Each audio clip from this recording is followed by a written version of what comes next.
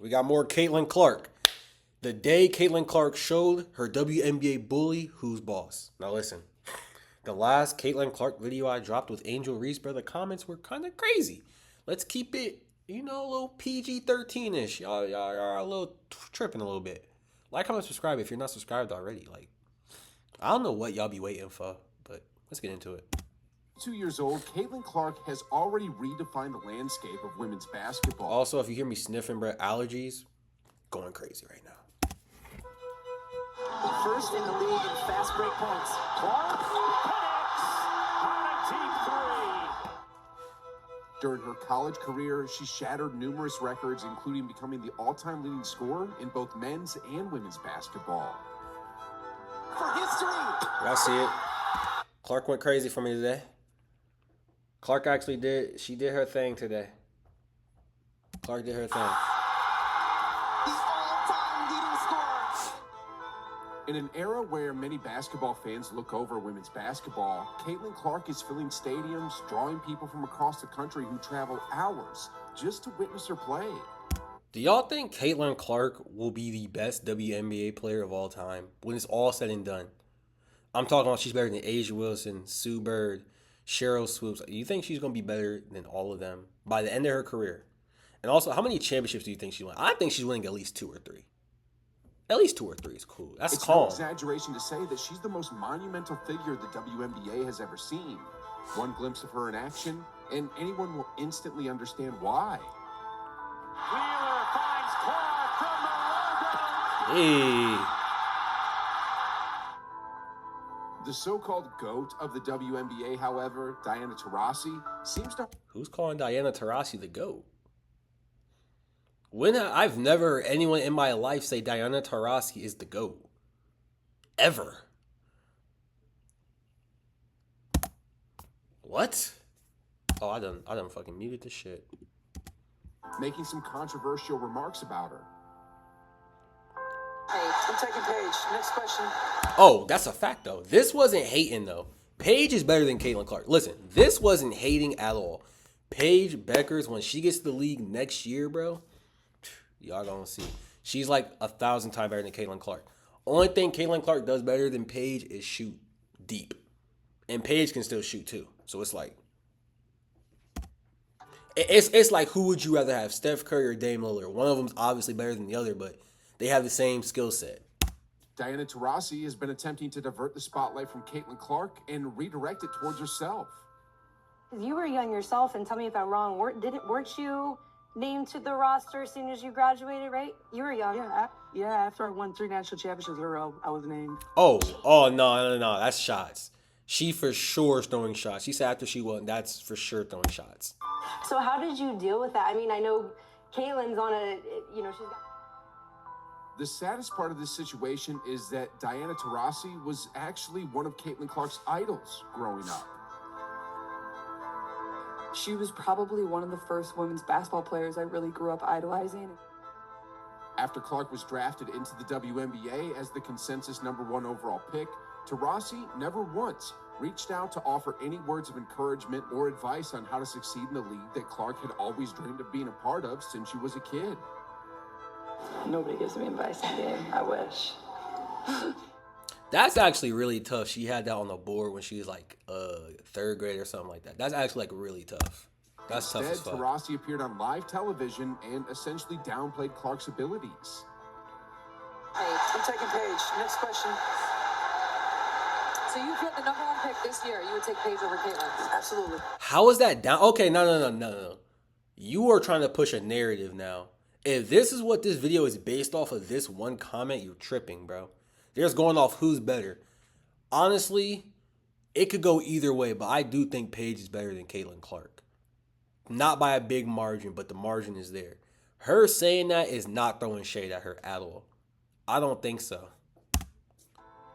I'm taking Paige. Well, on June 30th, 2024, personally, these two were finally set to meet, and Diana was about to get a front row seat to the biggest thing that has ever happened to women's basketball. It is incredible the economic impact that one person who has disrupted our ecosystem. June 30th was a blistering day in Phoenix with temperatures climbing above 110 Is this degrees on Fahrenheit. commercial or something? The local weather Oh, I thought he station was at warned the residents to weather brace themselves weather for channel. the extreme heat. Despite the blistering heat, 17,000 fans made their way to the Footprint Center, drawn by the promise of seeing a superstar. Yeah, when I was sitting down in my seat all the way down there, I looked in every single corner of the Footprint Center to just make sure that somebody was sitting in every single seat. And they... Let's be real. Bro, last year this was not happening, bro. The stadiums were not packed like this at all. One thing everyone has to say, even the Caitlin Clark haters, bro, she definitely brought eyes to the WNBA, bro. 100%. 1,000%. And it's not just her. So is Angel Reese, too, as well. I feel like if those two this didn't exist. Those two didn't exist, the WNBA would be exactly where they was last year. Purgatory. Because wasn't nobody watching this, bro. If we're being honest. For Caitlin, it was just another day at the office, seeing the excitement of her fans and signing autographs for everyone who came to watch her perform. For Diana Taurasi, however, even with her 20-year career, this was arguably the most significant WNBA game she had ever been a part of. I'm still confused. I've never heard anyone say Diana Taurasi is the GOAT. And that's not me saying she's trash, but I've never heard anyone mention her in the GOAT conversation. Maybe I just don't know. In front of the largest I've never heard crowd it. since 1997. What about that? How about that? I mean, she was witnessing unprecedented moments in her WNBA career, such as front row tickets selling for $2,000 each. Courtside God damn. going for as high as $2,000. I could forget about me going to a WNBA game front row. I was going to, put but things in nah. perspective, the Minnesota Lynx, the top team in the Western Conference and one of the most popular in the WNBA, typically sells courtside tickets for about $257. Anyway, DT grasped the significance of this game and recognized that history was unfolding in real time as she introduced herself to the one and only. To kick off the game, Diana couldn't have been happier. She was in complete control, getting whatever she wanted whenever she wanted. Hey, Not nice only little was she leg. scoring effortlessly, but she was also piling up assists. She must have just watched my video before she came out here and played, because that right there is my shot. The way she came off that screen and the catch and shoot release and then the walk back, that's my shot, but like she was to a also T. piling up assists. And when That I is say my piling shot up to a T. assists, I mean simply passing to 6'9" Brittany Griner, who towered over everyone on the court like a character straight out of Attack on Titan. Oh, and just a quick side note, this was the first full WNBA game where I've watched Brittany Griner play. And the first thought that struck me was how crazy she was to claim she could take on DeMarcus Cousins, especially when remember that. Cousins was in his prime, pre-injury. That moment right there put the WNBA on the map. I'm just gonna use that to fuel this. I mean, I'm better, but and I know that kind of gets at him, but it's okay. It's okay. It's okay, little man. Hold on.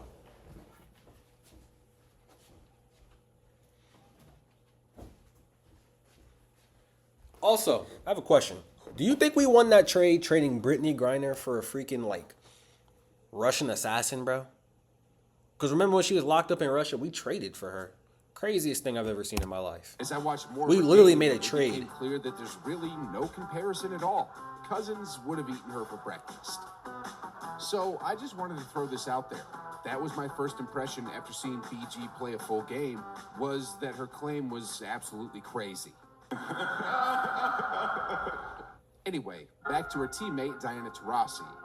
As I mentioned earlier, she started strong, but as the game progressed, she began to feel pressure and truly experience the full extent of the Caitlin Clark hype.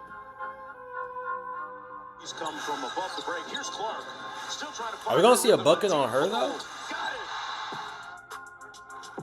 it. Sheesh, guys. Not long after that, DT must have been even more stunned as Caitlin left everyone in awe by completely breaking the ankles of her teammate. Didn't she like airball, bro? Now watch. Show the airball. Yeah, she airball. I mean, listen, bro. That's not a highlight, bro. I'm sorry, because if that was in the NBA, an ankle breaker, and then you airball, bro, that don't matter no more, bro. You just airball. If you hit rim, you could have put that in there, but you just airball, bro. You can't put that in here, bro. When I saw that, the first thought that crossed my mind was, what if that had been Diana, and what if the shot had gone in? If that was Diana, bro, she would have went into early retirement, bro. I promise you, bro. She would have been working at the local Kroger, because that right there would have been the end of her career. That would have been the end of her career, bro. After the Mercury's hot start, Caitlin and the Fever began mounting a comeback. Quickly up court. I think virtual school. 10K and I'll buy it, bro. I swear I will. I I refuse, bro. I just refuse, bro. Boston running the floor for the layup. Y'all know how it is, bro. From the Fever. Taurasi made an effort to respond to Caitlin's performance at the end of the first quarter, but it didn't pan out the way she wanted. At this point in the game, Taurasi was beginning to feel the heat. Outside, it was over 110 degrees Fahrenheit, but inside, the heat was even more intense, and we all know why. I'm taking Paige. Next question. Anyway, Caitlin began to heat up, and the more she did, the more I Damn. wondered why this WNBA player made this bold statement. Who Bro, plays the style that Okay. how What Caitlin is the plays? style? Just threes? Wow. It's What not is just her- threes. What is her style? But is that? back to DT. Overall, she Who is played that? a decent game, but I was quite disappointed in her performance, and here's why. Despite being the quote-unquote GOAT of the bro, WNBA, who has ever said Diana Taurasi is the GOAT, bro? I've heard Brianna Stewart, and I've heard Cheryl Swoops, Sue Bird, but I've never heard Diana Taurasi's name be tossed in there. Maybe I'm a casual, because I've never heard it in my life. I swear I've never heard it. From what I saw, she only challenged Caitlin once, and that was during a pick and roll where it seemed that Caitlin made a clean steal, but the referee called a foul. Honestly, after rewatching that several times, I still didn't see a foul, and it seemed like the refs were unfairly targeting Caitlin once again. And speaking of the refs going against Caitlin, earlier in the game, they called this an offensive foul on her, which was obviously ridiculous. I don't see how that's an offensive foul to me. That is Oh, a nah. defensive foul. Nah, I'm not gonna lie. They looking to give her Fans any type of continue points, to bro. criticize WNBA referees for their controversial Any type of calls points they against looking to just Caitlin. give it to her, bro. Anyway, another reason for my disappointment in Taurasi was that despite her passive-aggressive talk about Caitlin, she didn't want any of the smoke and stayed Damn, as she wasn't far even away from guarding, Caitlin buddy? as she could. Time and time, she had the opportunity to defend Caitlin, but chose not to. Take this play, for instance.